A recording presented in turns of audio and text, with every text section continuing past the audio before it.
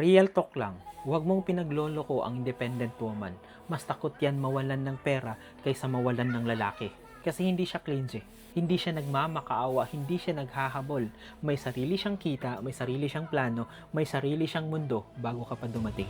Kaya kung akala mo kaya mo siyang paikutin sa mixed signals at half-baked promises, mali ka ng babaeng pinili. Because ang independent na babae hindi takot maiwan. Mas takot siya, masayang ang oras niya, masayang ang focus niya, masayang ang pera niya sa lalaking walang direksyon. Love is optional for her. Stability is not. Kaya alam niya ang halaga ng oras. Alam niya ang halaga ng disiplina. Alam niya kung gaano kahirap kumita ng sariling pera.